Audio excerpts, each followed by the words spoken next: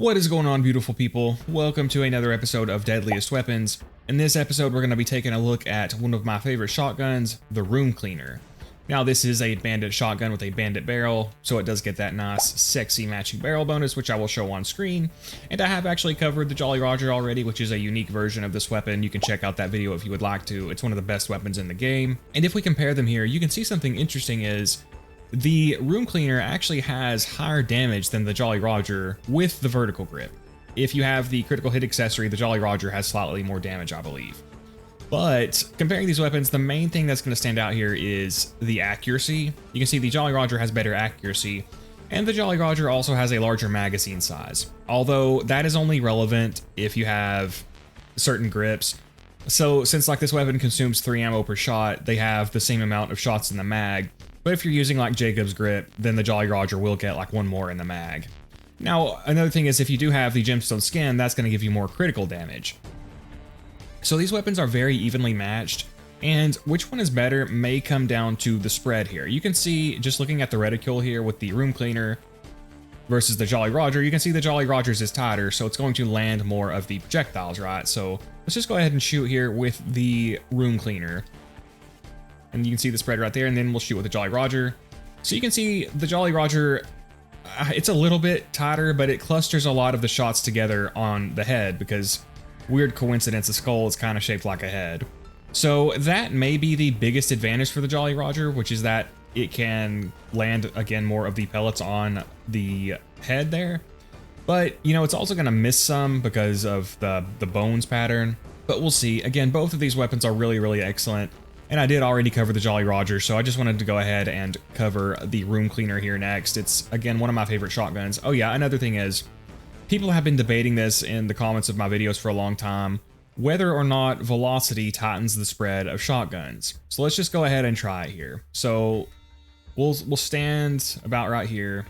We'll side in and we'll aim for this leftmost section here, and we'll just empty the magazine. I'm not trying to fight the recoil at all, it's just doing its own thing. Alright, so that's with no points in velocity. So now we'll spec fully into velocity. Move over here to the right one. Just empty the magazine again. I'm not fighting the recoil at all, I'm just letting it do its own thing. Yeah, so that does not seem to have made much of a difference. You can see some of the bullets are hard to see because the decals are right there. So I don't think velocity is making a huge difference, guys. I don't think it affects it at all. Now, if maybe from further away, so I need to find, maybe let's try it here. Will the decals show up right here? Okay, so yeah, we'll try this again. And now we'll spec out of velocity, but we'll spec back into precision because we were spec'd into it. Try it right here.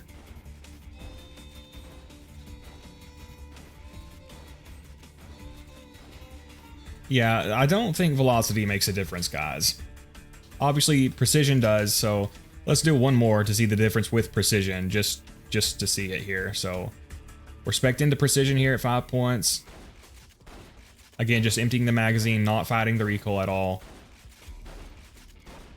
And now we will spec out of precision. Move over here.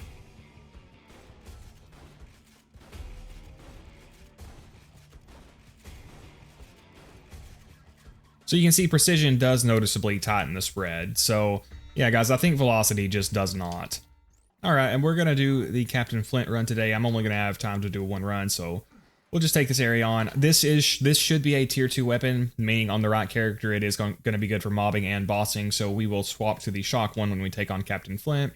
Just going to run a Firebone and a Legendary Killer, and we'll go, oh, make sure to show my bars off, and we'll go ahead and get started here. This should be a very powerful weapon. And you can see it is. Oh, that guy's got shock damage. Very, very scary, so let's be careful here. Should be able to one-shot him in Deception for sure. And it did. Yeah, extremely powerful shotgun. One that isn't talked about a lot either. Watch out for that freaking barrel. So this should, again, with this setup, be good at bossing. Now, obviously, our disadvantage here is going to be range So we'll have to play a little bit carefully here. See if I can hit him from back here. It's going to be pushing it. Yeah, we got him. Cost us a little bit of extra ammo, though. And if you are enjoying this video, if you would like to see more weapon reviews, do please consider liking, commenting, and subscribing. And do let me know what you think about the Room Cleaner, and do let me know what weapons you would like to see me cover next.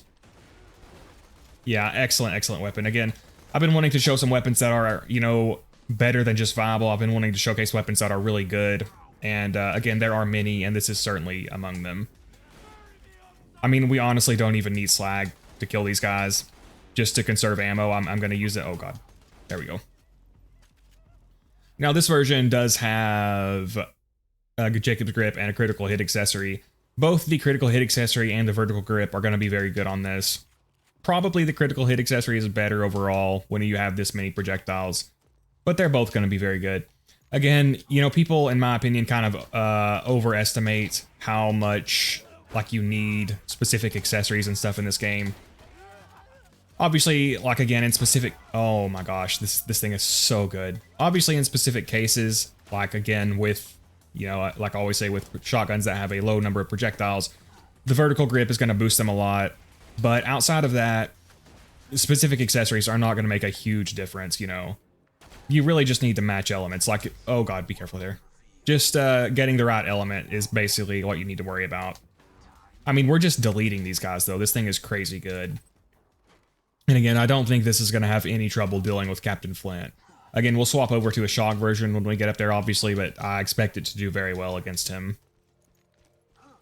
One of my favorite shotguns. Again, the Jolly Roger is incredible. It is, according to Admiral Baru's Best in Slot series, it is the 4th highest DPS shotgun in the game.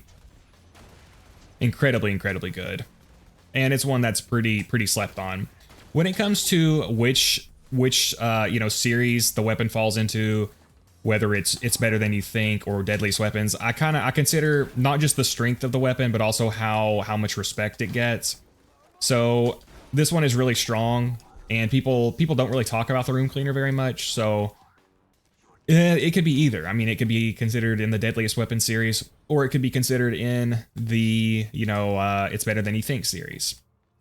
So again, I can pick up the shotgun to get a little bit of ammo back. It's a nice way to preserve your ammo reserves.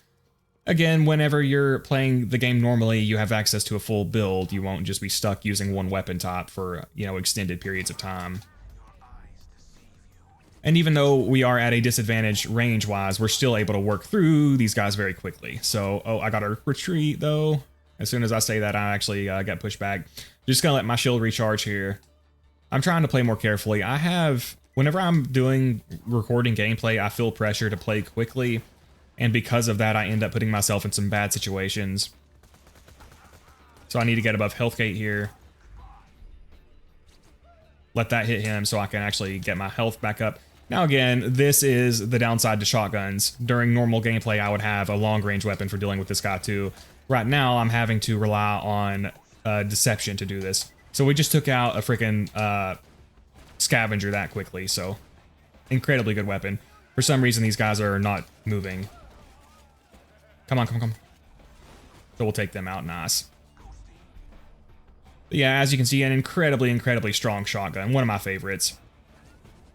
Oh, he didn't get slagged, so it took us a little bit to take him out. Another scavenger. We'll go ahead and strip his shield and slag him. Hopefully he will cross over here. We'll go ahead and get him out with our deception. Scavengers, again, are very tanky for how mobile they are. Obviously, there are some tanky enemies, but they usually aren't as fast. But scavengers are very quick, too, so they're kind of tricky. See if I can line up a boar here. No, he moved at the last second. But again, we're taking him out really quickly. Now, we're starting to get kind of low on ammo. This weapon does consume 3 ammo per shot, so not the most ammo-efficient weapon in the world. But we got some ammo back right there, so... Take out some of these barrels and see if some of these enemies will rush us here. Alright, got an ironclad. Oh, he didn't get slagged. That was weird. Again, they are weak to fire if you crit them. Take them out very easily. So it looks like none of the rest of them are going to press us here. So we're going to have to take some risks here and close some distance. And when I make riskier plays, I like to preemptively throw a transfusion grenade to protect myself. Oh, I'm dead. I'm dead. I'm dead as heck. I think a barrel popped by me and almost killed me or something. Apply melee death mark. Need a little bit of space to hit this guy. There we go. Oh, we found an ammo crate. But yeah, that's something I like to do. If I'm about to move out into a bunch of enemies, I'll throw a couple of transfusion grenades, or at least one. Boom. Boom. I mean, the damage on that is just insane.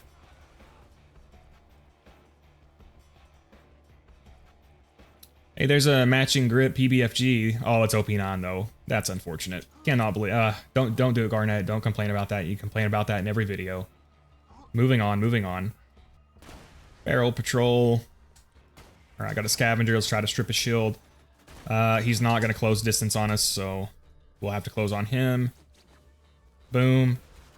That range is gonna be pushing it, and I have to conserve my ammo now. So, where'd the scavenger go? I completely lost track of him. Oh, there it is. That's not him either. Reload is kind of painful on this thing when you're not when you don't have any skills to help it out. Okay, there's shock damage. We got to be really careful here. Little bit of sloppy play here.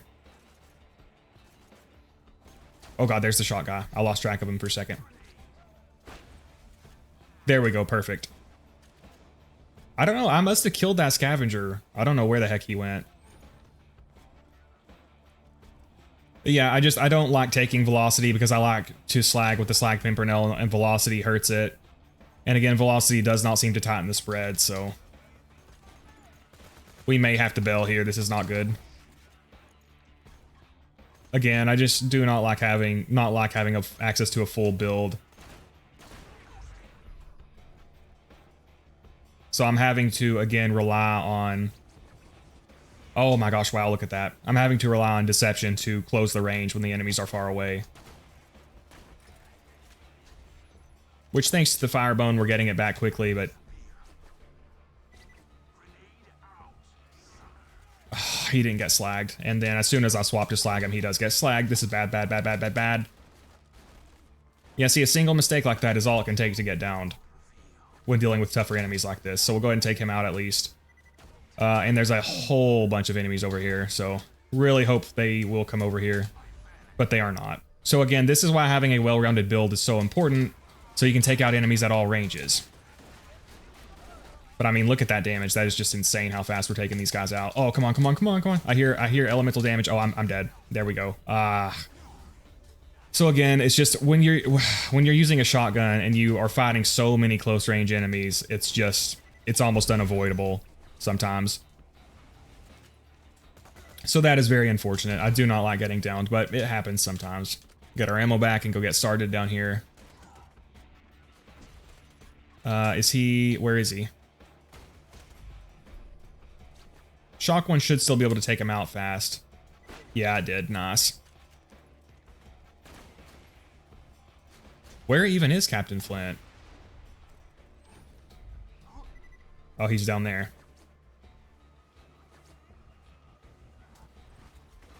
So hopefully he'll close some distance. Again, it's just super dangerous to rush into a group of enemies with a shotgun because of the limited range. But he's staying down there, so we're gonna have to close in on him.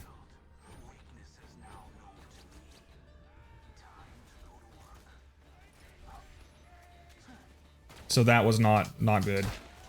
I'm gonna have to bell just so I don't get downed again. Hopefully he'll actually walk over here now. Now again, I'm afraid as soon as I rush down here that he's going to do his immunity phase again. Or he'll do that and I can't even get close to him to hit him anyway. Okay, so we're trying to lure him down here. Come on, Flynt. Alright, so got some good damage there at least. Yeah, a close range weapon, not... Now he's gonna do that. So we're not doing great work here. Again, I don't think I can even hurt him when he's doing that, and he's regenerating health. Bosses should really not be able to regen health. Yeah, I mean, so Regent's Health, Immunity Phase, which Gearbox has such a fetish for.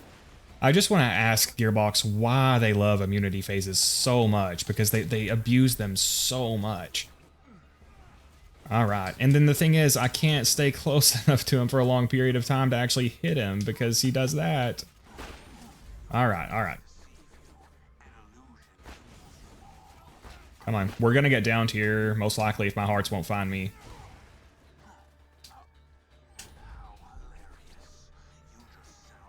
Almost got him, almost got him. Even if we get down, we should be able to finish him, though. Okay, so that was a little bit hairy just because of the mechanics of this fight, but I would still say this is a good bossing weapon. It's just, for Captain Flynt, because of his immunity phases, he's hard to deal with like a shotgun like this, because not only does he knock you back and stuff, but... Come on, come on. Well, that is insane. How did that not do more damage? It's just Captain Flynt is pretty tough, and again, shotguns, you have a hard time closing the distance to take him out, so that was a little unfortunate. But we did get him. There we go, finally.